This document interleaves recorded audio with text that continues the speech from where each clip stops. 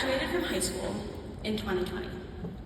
In the midst of a pandemic and the renewal of a movement in support of Black lives, I remember walking around my neighborhood and seeing lawn sign after lawn sign adorned with a quote. Our lives begin to end the day we become silent about things that matter.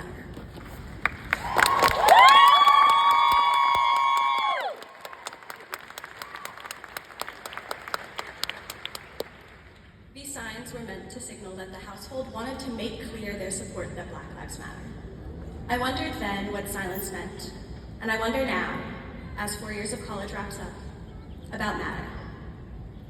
Our lives begin to end the day we become silent about things that matter. What is matter? Matter can mean many different things. Matter in physics is any substance that has mass and takes up space by having weight.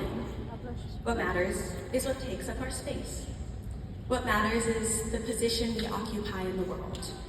From the masks we have worn, to the construction we have woven around, to the trees we have never been allowed to climb in the woods. What matters is the box fans in our un-air-conditioned rooms, and the compostable coffee cups we're served, and the unusually large chair on the lawn over there. Matter is also significance, or reason for distress. What matters is what we care about, what we find important. So what matters? What mattered to us in 2020, when many of us began a college experience that would be overwhelmingly unlike any that had come before, and hopefully any that will come after? What mattered to us in 2021, when we re-entered what felt like a totally different college, one with classes in person and indoor dining and roommates? What mattered to us in 2022 and 2023, when we made sophomore plans over Zoom and declared courses that would inevitably change and studied abroad in countries that would slowly open up? What will matter to us in 2024, when we take what we've learned and actually have to do something with it? What matters now? What will matter for us in the future? I ask all these questions to prompt you to reflect, but I do have a little answer of my own. When I think through what has mattered for me at Swarthmore, it's been about the little pockets of community as we established and then re-established connections within the confines of COVID. Many of those who spend time at Swarthmore are endlessly fascinating and know what they want and how to do it. What's mattered throughout has been spending time with the people who matter. It's been spending too much time in the woods or at Katow studio nights and with the Frisbee team in Cy Commons. It's been social distancing in Lilith's lounges and sitting in the hallways when we weren't allowed to be in each other's rooms. It's been gossiping in Narcle's booths and the Charlotte side room and at the tall tables in Colberg, and really when there isn't anyone around to share with. It's been the act of not sailing silent when something matters, even if that something might seem silly. But our lives do begin to end the day we become silent about things that matter. And the things that matter are hardly ever silly. That MLK quote is actually paraphrased. The real speech said, "A man dies when he refuses to stand up for that which is right. A man dies when he refuses to stand up for justice. A man dies when he refuses to take a stand for that which is true." He said this on March 8th, 1965, the day after Bloody Sunday, when 600 nonviolent protesters in Selma, Alabama, were tear gassed and beaten by state troopers and local police.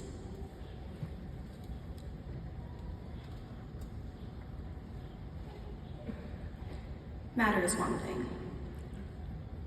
But on the other hand, mind over matter, right? At Swarthmore, we are all about the mind, about our intellectually curious and driven students with great minds who take great care to, as our motto asks, mind the light. But if we are going to mind the light must matter. I am grateful to Swarthmore for the light that it's fostered in me, for what it has taught me and what it hasn't, and what I have found matters for me. My individual experience, however, differs from yours. What matters for the individual may be different from what matters for the collective. What light do we mind? And what light does the college mind?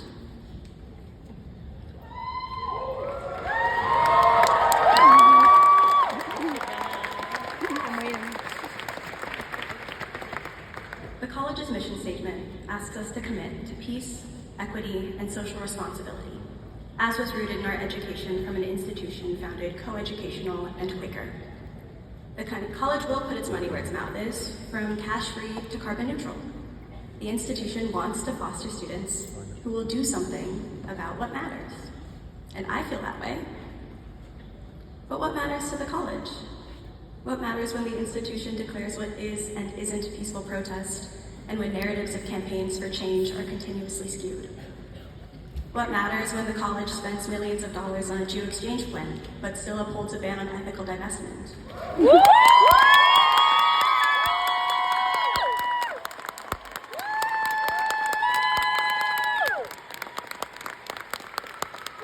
matters when Commencement is moved 10 miles off campus after going back on good faith negotiations with students and faculty?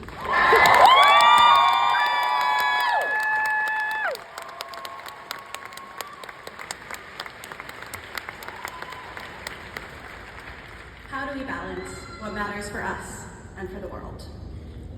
What matters for us, as shared members of the class of 2024, is that our college has tried to decide for us what matters. Every university in Palestine is gone. Take a moment to look around at your classmates.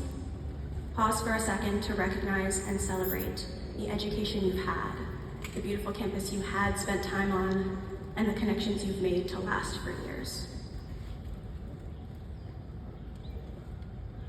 Every university in Palestine is gone. Hundreds of students were supposed to graduate from college this year and were killed. UN experts have already told us, saying, and I quote, "With more than 80% of schools in Gaza damaged or destroyed, it may be reasonable to ask if there is an intentional effort to comprehensively destroy the Palestinian education system, an action known as philasticide."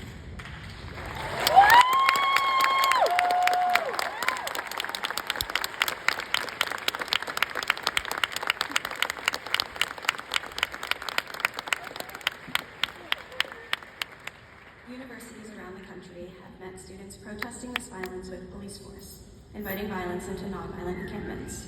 What seems to matter is a repressive enforcement of the status quo that privileges some lives over others. What seems to matter is profit for many institutions, which appears here in the ability to change, at great expense, the commencement value, as caused by a refusal to consider, to acknowledge philasticide. As alumni, even though we will leave Swarthmore, Swarthmore will never leave us. It is an institution that brought us up, and we decide what comes next. How do we want to matter? How do we want to take our matter, the very substance of us that has been honed and deepened by our time at the college, and make that matter? How will we respond to the silence around us? Swarthmore has shown me time and again that we are bound up with each other.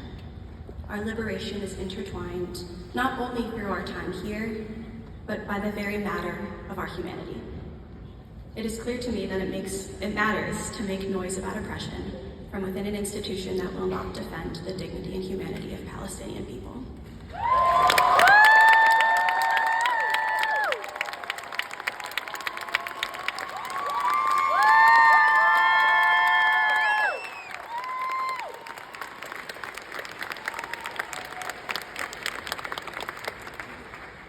To mind the light, we must understand the light, we must tend the light, we must share the light, and we must amplify the light. What matters is that we not be silent. Everything we have learned leads to the understanding that we the people, we the planet, are bound up together. Our matter is intertwined. The students selected me as speaker, and I speak for the students. And now the students speak for themselves and for their peers. Now the students speak for themselves and for our peers in Gaza. Free Palestine. Mic check.